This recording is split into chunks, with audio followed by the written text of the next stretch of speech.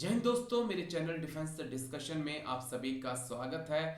दोस्तों, औरंगजेब को लेकर इस वक्त देश की मीडिया में अलग ही चर्चा है और देश का मीडिया जो है एक नैरेटिव सेट करने में लगा है।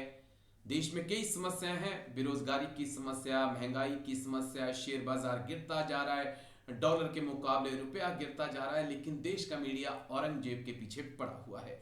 वो औरंगजेब जिसको मैंने नहीं देखा, जिसको मैंने इतिहास की किताबों में पढ़ा और जितना भी पढ़ा उसके बारे में यही पढ़ा कि वो बहुत क्रूर शासक था और बहुत ऐसे उसने काम किए जिसके लिए कहा जाता है कि लोग औरंगजेब अपने बच्चे का नाम रखने से बचते हैं।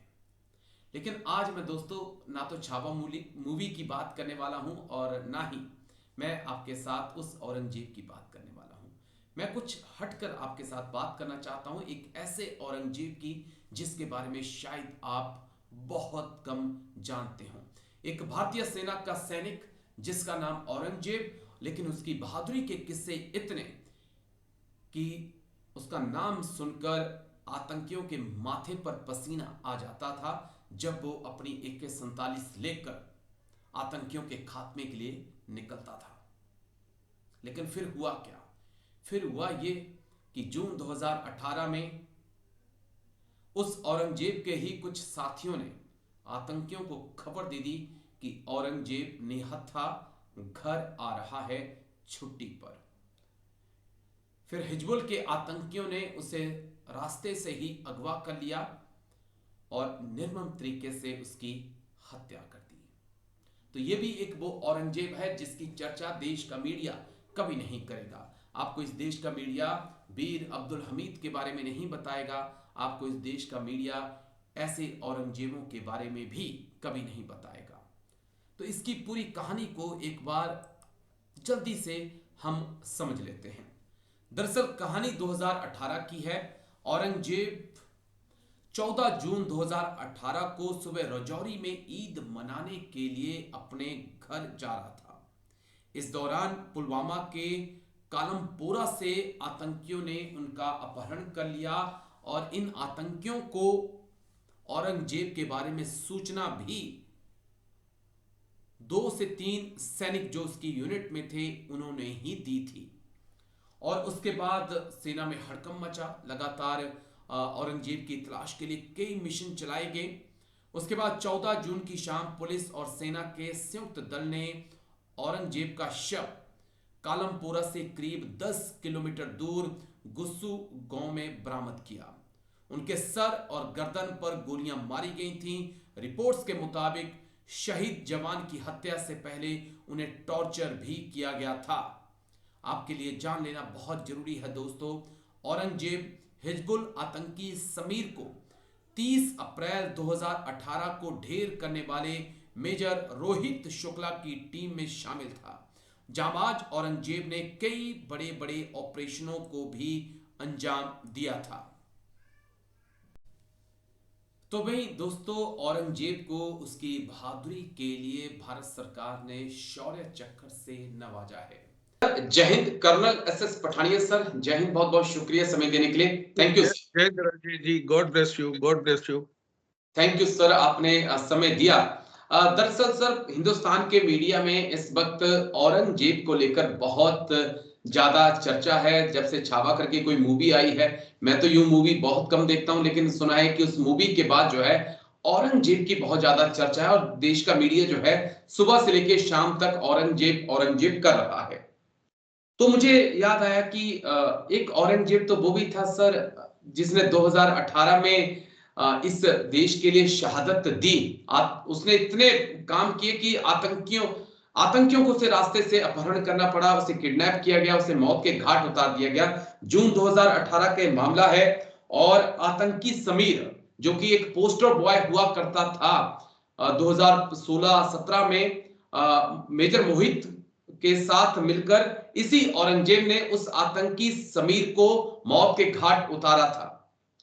तो मैं इसी मुद्दे पे समझना चाहता था कि उस औरंगजेब की चर्चा तो कर रहे हैं जिसको मैंने कभी देखा नहीं, जिसको मैंने पढ़ा है। मुझे नहीं पता, मेरे दादा परदादा ने भी उसको नहीं देखा है जो 1700 में था। लेकिन हां, मैंने उस औरंगजेब को देखा है जिसने इस देश के लिए वर्दी पहनी, आतंकियों से लोहा लिया और बड़े बड़े आतंकियों को मौत के घाट उतारा। और इतनी दहशत आतंकियों में फैल गई कि घर जाते नौजवान को उन्होंने किडनैप कर कर उसको गोली मारी सर, क्योंकि वो जैक लाई से आता था और जम्मू से ही था। तो मुझे लगा कि मैं आपके साथ इस मुद्दे पर बातचीत करूं।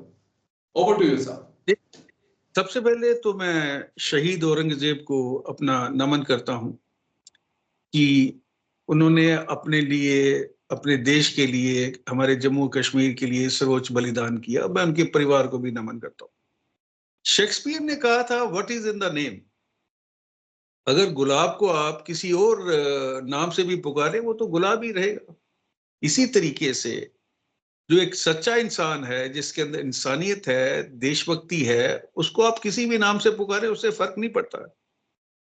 जहां तक हम पुराने औरंगजेब की बात करते हैं, और ये जो मूवी आई है अभी छाबा जिसकी आप बात कर रहे हैं, जी, इतिहास इस बात का साक्षी है कि वो एक बहुत ही दुष्ट किस्म का शासक था, जिसने अपने बाप को जेल में डाल दिया, जिसने अपने भाइयों की हत्या की। और वो इंसान था जो जिन्होंने लगातार हिंदुओं को कन्वर्ट किया। उसकी एक बात भी है कि वो इतने एक मन जनेऊ जो है जब तक नहीं होते थे वो नहीं करता। तो एक बहुत बड़ा दुष्ट किस्म का शासक था, जो कि धर्मान था और जो अपने आगे किसी को कुछ समझता नहीं था। और हमारे जो देश की सबसे बड़ी विडंबना ये है कि हमारे यहाँ इतिहास को भी अलग अलग तरीके से पेश किया गया है। जो शिवाजी महाराज थे जी, वो बहुत बड़े रूलर थे, शासक थे। संभाजी के जो एक्सप्लॉइट थे, क्योंकि इन्होंने 69 युद्ध लड़े और कहीं भी हारे नहीं है। और उनको थ्रेट किया था औरंगजेब ने कि अगर तुम अपना धर्म परिवर्तन कर लो तो मैं तुम्हें तुम्हारा राजपाट दे दूंगा। उसके बावजूद जिस तरीके से बर्बरता से, निशिष्टापूर्ण तरीके से उनको टॉर्चर किया गया और उनकी हत्या की गई, तो ये एक इंसानियत का जज्बा तो नहीं है। तो हम ये मान के, अगर दूसरा आप देखिए, हमारा जो फ्रीडम स्ट्रगल है इसके अंदर मुसलमानों का बहुत बड़ा योगदान है। जी। तो हम ये नहीं कह सकते कि सारे जो मुसलमान हैं वो देशभक्त नहीं है, गद्दार हैं या जिहादी हैं। अब हम मैं कहता हूँ कि कश्मीरी सारे औरंगजेब भी वैसे नहीं है सर। औरंगजेब, कोई कह रहा है कि औरंगजेब नाम ही ऐसा है कि जिससे देशद्रोह की वो महक आती है। मैं कह रहा हूं कि ऐसा जरूरी नहीं है। मेरे पीछे जो औरंगजेब लगा है, उसने इस देश की जमीन के लिए, इस देश की मिट्टी के लिए अपने प्राण न्यौछावर किए हैं। बिल्कुल सही बोल रहे हैं। तो नाम के साथ हम किसी के बारे में अपनी ना इमेज बना सकते हैं, ना हमें बनानी चाहिए। हमें ये देखना है कि उसके अंदर क्या क्वालिटीज हैं, उसके अंदर लॉयल्टी कितनी है देश के लिए, देशभक्ति की भावना कितनी है, अपने सिटीजन की कितनी कर रहे हैं। मैं आपको ये बता रहा हूं, अभी हम कश्मीर की बात करते हैं। यहाँ पे मेरे अपने हिसाब से अगर हम कश्मीर की पॉपुलेशन की बात करें तो 2 या 3% से ज्यादा लोग जो जिहादी माइंडसेट के नहीं है। जी, बाकी लोग अच्छे हैं, अभी उनका नाम कुछ भी हो। और यही वजह है कि इस समय जो कंट्री है जेके की, जो आप देखते हैं कि लगातार इंप्रूवमेंट होती है, वो देशभक्त मुसलमान है। अब्दुल हमीद थे जिनको जी, परमवीर चक्र मिला है, वो भी तो एक देशभक्त थे ना। तो नाम को आप छोड़िए। ये जब लोग अपने फायदे के लिए, अपने वेस्टर्न इंटरेस्ट के लिए, पॉलिटिकल माइलेज के लिए एक नाम का यूज करते हैं एक विशेष प्रयोजन के लिए, वो गलत है। उसका मैं बचना चाहिए। और लोगों को एजुकेट करना चाहिए कि नाम के अंदर कुछ नहीं रखा है।